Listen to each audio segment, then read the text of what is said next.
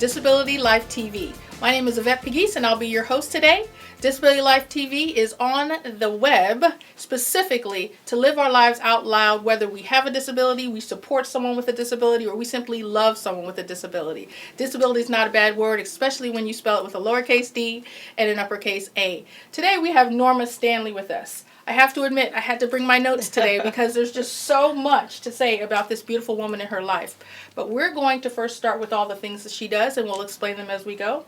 First and foremost, she's a mommy. Yes, I am. I'd love to spend time talking about that. She's also a talk radio show host. She's an author, and she's a singer. She's a songbird. I've had an opportunity to hear her sing recently. We've been at a lot of events together. Thank you for including me in those events. But let's start talking about the things that's most important to you, and I know that's your beautiful girl, Yes. Sierra. Can we talk a little bit about the day you knew that Sierra was even more special than you had imagined? Wow, that was a really, really interesting day. She was about 4 months old when I realized that she was a little different. I was at the time working in the communications department for Arby's Inc. I do PR, and there were two other moms who had children a month apart from me. Okay. And I noticed they would come to work talking about all the things their children were doing, and I was noticing Sierra wasn't moving, and she wasn't turning, and she wasn't doing certain things, and I, talked to a pediatrician, and they said that, all babies develop at their own pace, so not to worry about it. It wasn't until she was 9 months old that they said, well, it's probably time that you go see a neurologist, and so that's what I did, and the neurologist at that time said that, she had delayed development, delayed development, so we started therapy right away. And this was at 9 months? This was at 9 months. Okay. It probably should have started way earlier, but it was at 9 months. By the time she was 12 months, they said, she had cerebral palsy. She had something called microencephaly, which is a small brain. And, she's been in therapy ever since. And, she doesn't talk. She has good comprehension, but she doesn't talk. She says a few words, like mommy and cook and eat and, Stevie, her brother, right. And her daddy. Her daddy has passed since she was born. He was passed 6 years ago. But Sierra is now 27. Wow. And she's a beautiful young lady. She's very active. I try to keep her active. I want to make sure that she has the best life possible despite her challenges. And so, that's part of my goal, not just for my child, but for other parents too, to make sure they have the best life possible. Let's talk about small brain. Mm-hmm. What exactly does that mean? How does a child get born with small brain? Is there a genetic path to the answer to that question? No, she basically didn't have enough oxygen when I was carrying her or delivering her. They never really quite explained that to me, how that happened, but that's what they said caused the cerebral palsy.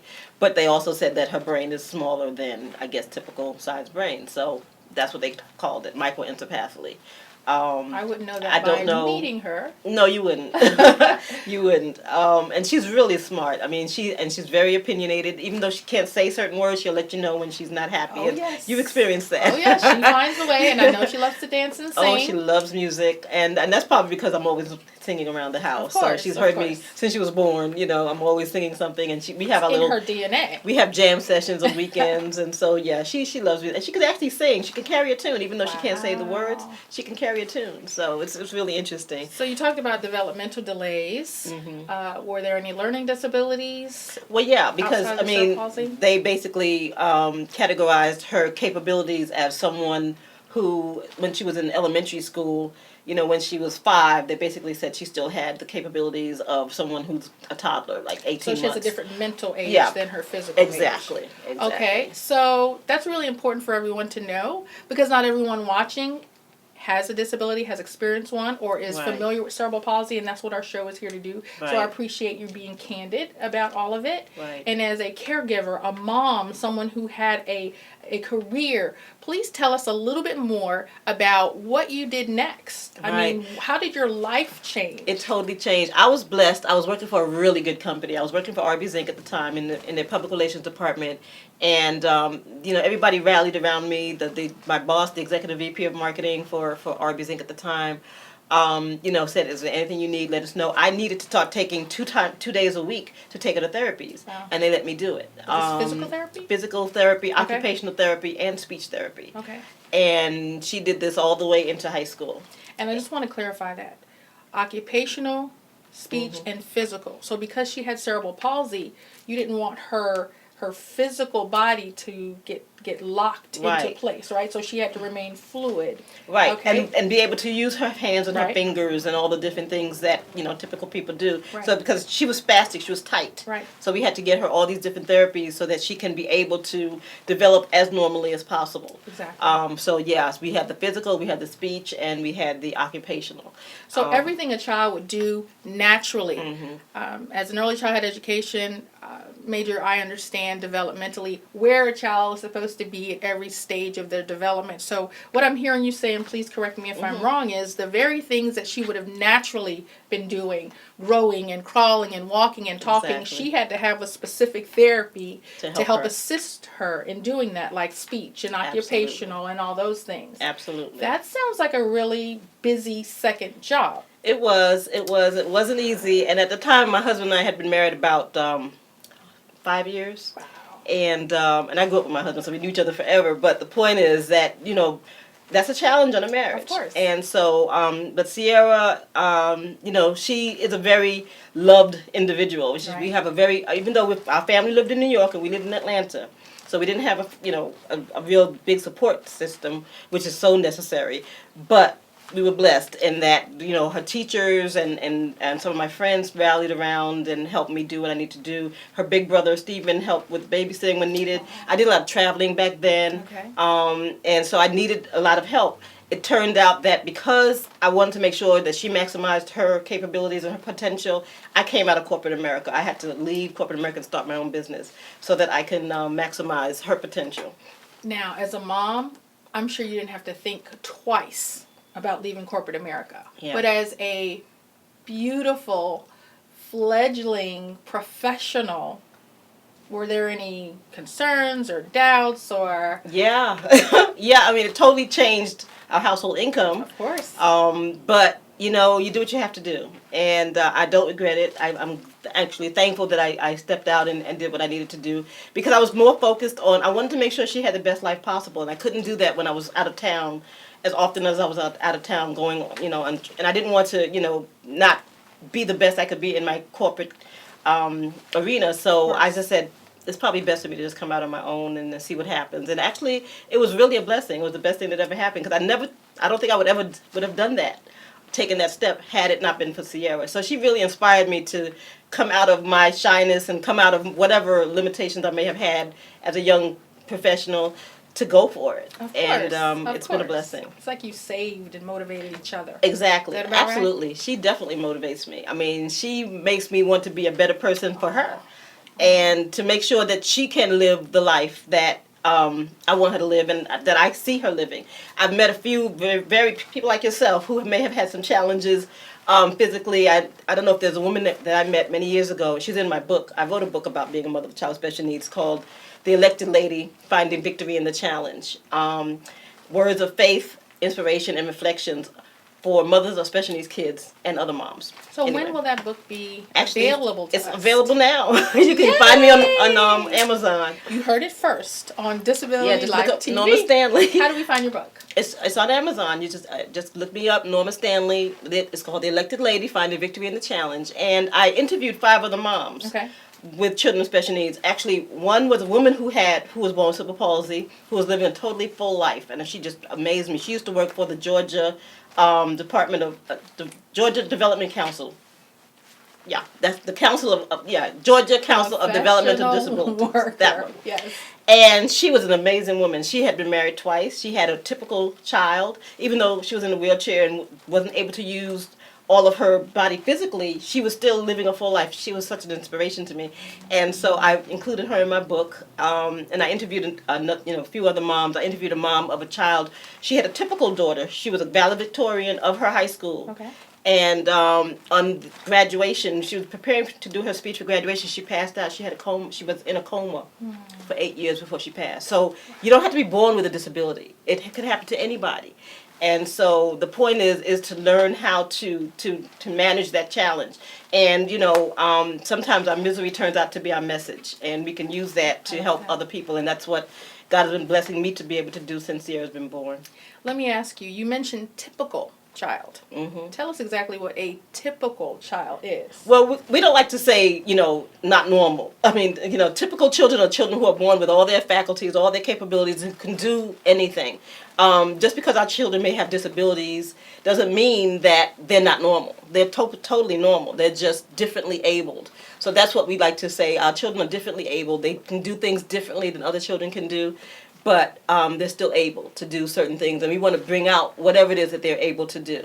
And as a result of Sierra being born, it pushed me into an area called multicultural marketing, specializing in the disability community, which is the largest minority population in the nation. A lot of people don't realize that. Exactly.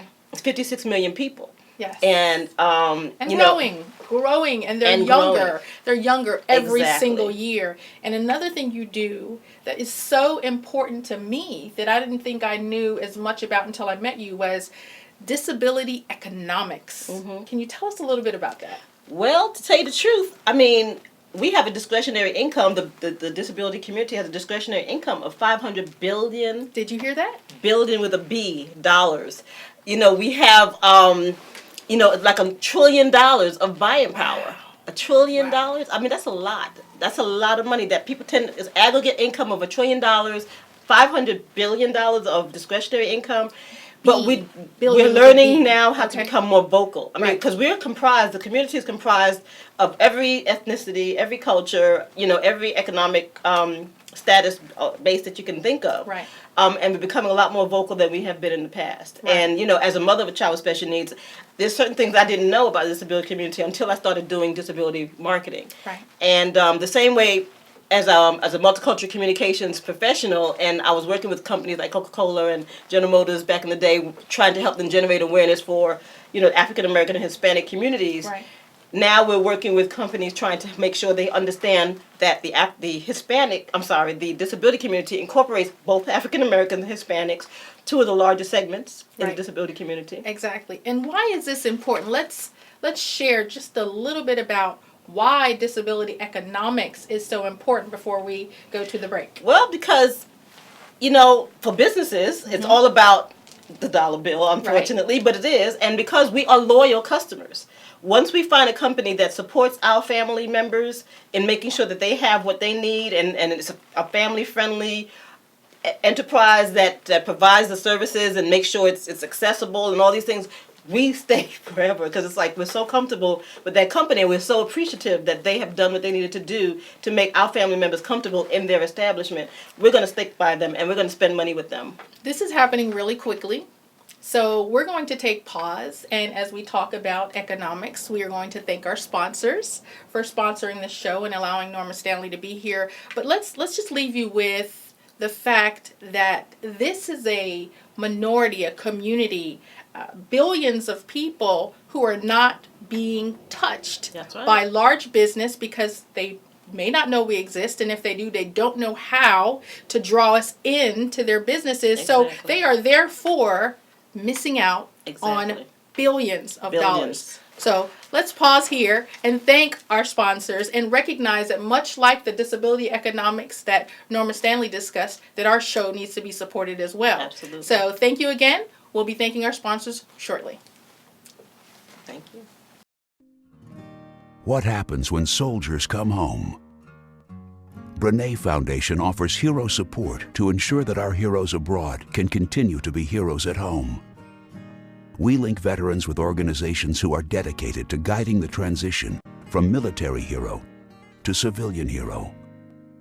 If you want to find out how you can support our troops at home, please contact the Brene Foundation or visit Brene.com. Does your son need a more challenging, focused, and encouraging educational environment? Renaissance Christian Academy is an affordable private school for boys located in McDonough, Georgia, with certified teachers that are uniquely equipped to help your son master learning. You're welcome to schedule a tour of our facilities by calling 770-305-9881 or by visiting our website at rcaboysacademy.org. Renaissance Christian Academy, developing young men to be great leaders through Christ-centered learning. Welcome back to Disability Live TV with Yvette Pegues. Today we have Norma Stanley as our special guest. We left before the break talking about disability economics. I'd like to close that out and just ask you, Ms. Norma Stanley, what is your recommendation to maybe businesses who may be watching, thinking about sponsoring the Disability Life TV show or some of the things that you're doing? What do they need to know? Well, they need to know how to do it properly, and you need to talk to experts, people who have been through it, people who understand the demographics and the psychographics. And my company, EE Marketing Group, that's what we do. That's what Yvette does with her specialty and her consultations. So that's the kind of thing that I would recommend, is to talk to the experts about what the disability community offers in terms of revenue and profit building for your company, because it's different for every company. The recreational and travel industry is huge. The transportation industry is huge. The food and beverage industry is huge for that area. So, I mean, any business actually, but those particular industries particularly have amazing potential for profit building in with the disability consumer. So that's something that I would highly recommend that you pursue, is getting an education. We do workshops on that whole area for you, so we can provide you the information that you need. So I hear consulting, training, and growing. Is that a fair way to close that out? Absolutely. Excellent. We talked about being an expert, and you specialize in so many things, and I think it's pretty amazing as to how you were able to do this after having a child with a disability and creating your own space, reinventing yourself even, right? So let's talk about all the many things you do, starting with the book. You mentioned that in the first half, if we can start with that, and we'll talk a little bit about your music. Is that okay? Okay, that'd be great. Well, I actually came out with The Elected Lady, Finding Victory in the Challenge in 2007. And that book is still available, and I do speaking engagements, and I talk about being a mother with child with special needs and not giving up on your dreams. And that's part of what I want to be able to help other moms, because it's a challenge, especially for newer moms, to help them to be able to go for it, to really know that it's okay to take some time for yourself, to be healthy, to love yourself enough and love your children enough to go after your own dreams, not to give up, because God put us here for a reason, gave us the children that He gave us for a reason. That's right. To bring out those things within us so that we can share it with others, and that's what I want to be able to do. So dreams don't expire. They don't. But they inspire. Absolutely. How do you find your dream in the midst of appointments, doctor's appointments, and all the many things that it takes for a parent, a caregiver, a family member who is caring for a child with a disability? And I want you to talk about that and include self-care in there. How did you care for yourself? Wow. How did you, take care of Norma and get to the place where you could do it? I actually kind of lost me for a period. And that's where I had to dig deep and find me again. I lost, because it was all about Sierra for many, many years. Of course, and how did you do that? And so, spiritually, I had to really rely on the Lord to share with me who I was, separate from Sierra, and that, by going after my dreams, I've always wanted to sing, and I've always wanted to be a writer, and I've always wanted to be wealthy. How do I do that? How do I get back to that? And I was blessed that my husband was very supportive of my dreams and helped me where he could in pushing me to go out and make it happen. And so, unfortunately, again, he passed away after 25 years of marriage. And again, being married with a child with special needs is a very challenging thing. 70% of the marriages don't last. Let's stop there for a minute. I'm married. And I have a disability. And I'd love to hear your take on how to protect your relationships when dealing with a disability, whether it's your own personal disability, whether it's a child with a disability, or dealing and working in the disability community. Tell us about that. Well, all I can say is I was blessed to have a really good husband, and Sierra was blessed to have a really good dad. But it's not easy. I mean, it's a constant struggle, especially when you don't have a support system. Exactly. Caregiving and having people who support is so important when you have family members with special needs. And again, my family was in New York. Both of our families are from New York. And so, but we were blessed again to have good friends and good teachers and people who wanted to help. So that is so important, but it's not easy. You have to stay in constant communication. You have to stay grounded. You have to, respect each other's space a little bit.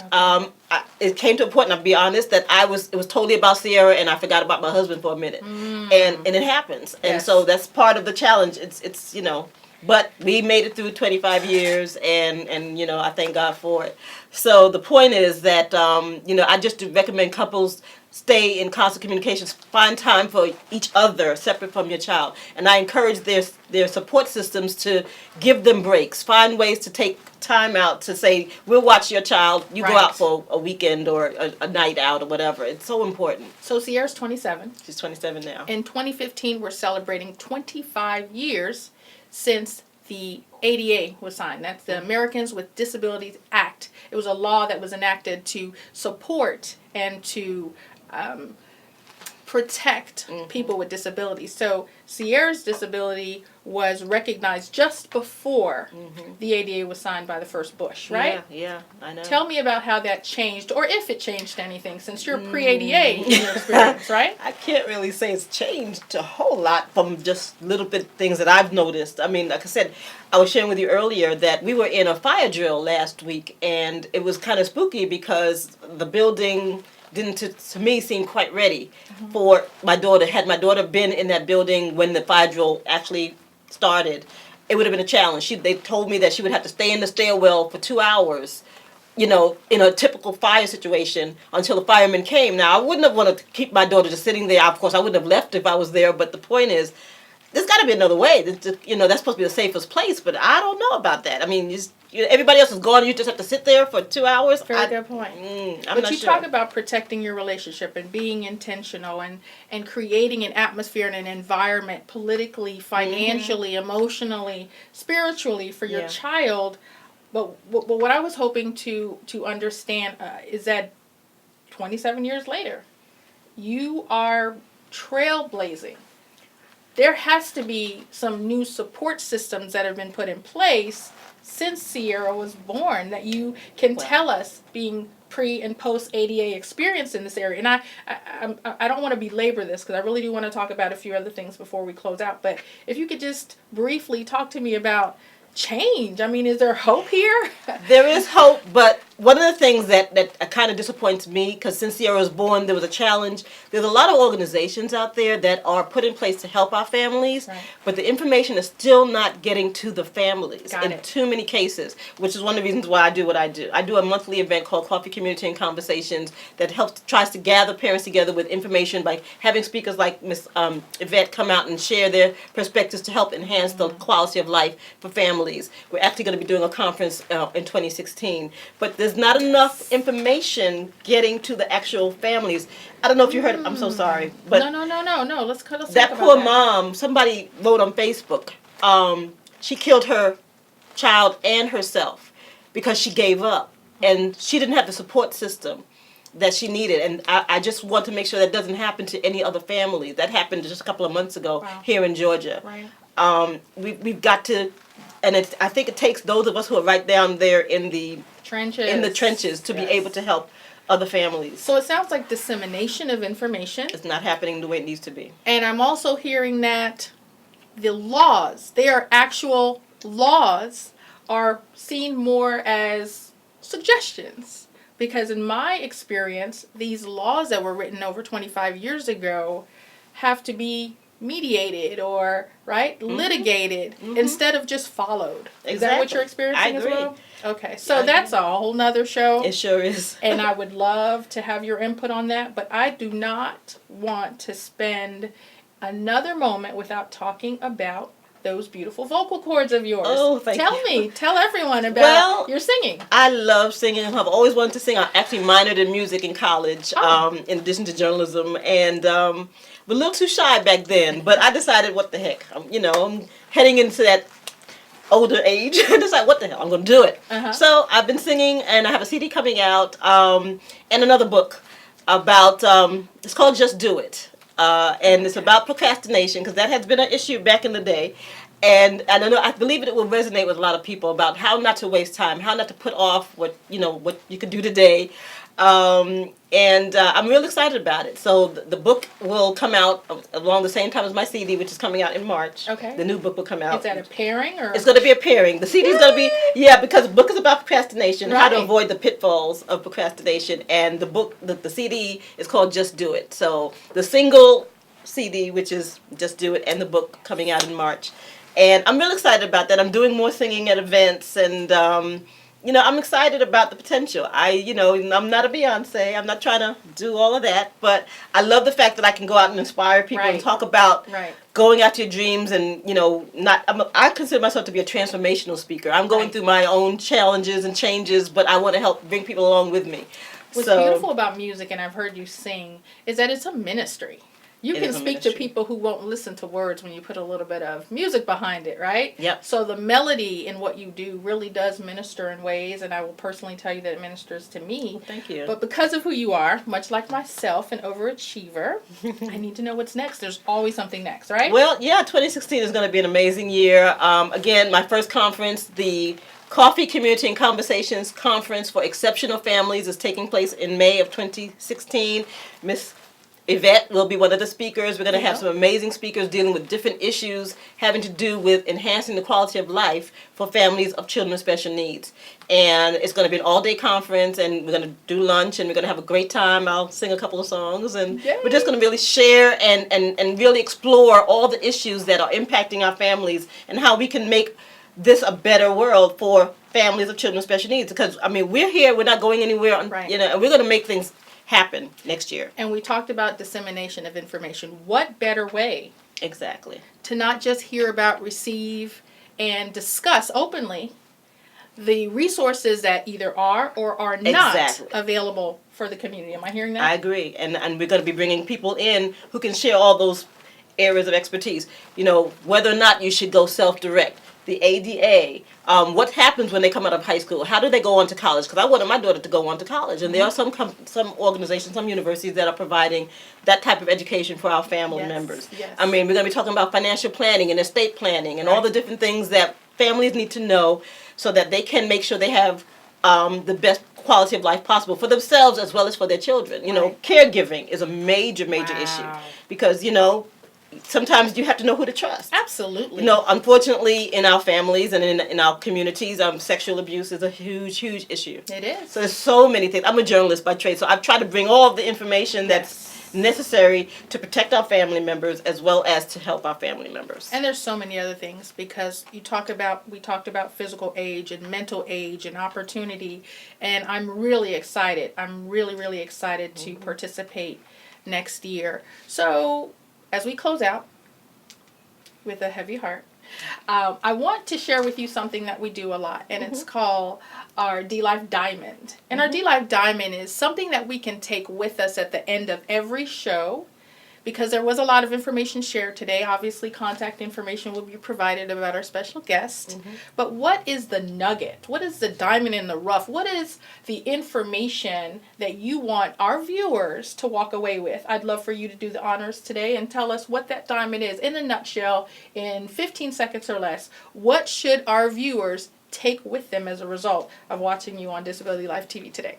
Well, I would like for you to take away with you the fact that tomorrow is not promised. Today is all we have, and to make the best of it. We all have gifts and talents that God has given us. We all have passions, and we just need to go for it. Just life is for the living, and whether you have a special need or differently abled, whatever it is, use it, go for it, and make it happen, because you're here for a purpose. We're here to be blessed, and we're here to bless others.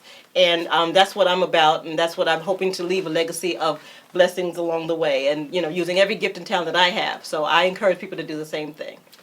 Norma Stanley and her beautiful daughter and her son are leaving an incredible legacy for those of us who will follow and need to understand those things through literature, through digital media and marketing. I hear you saying that you can turn pain to pearls. Absolutely. And I love pearls. Amen. And I love each and every one of you for tuning in to Disability Life TV. Please stay with us.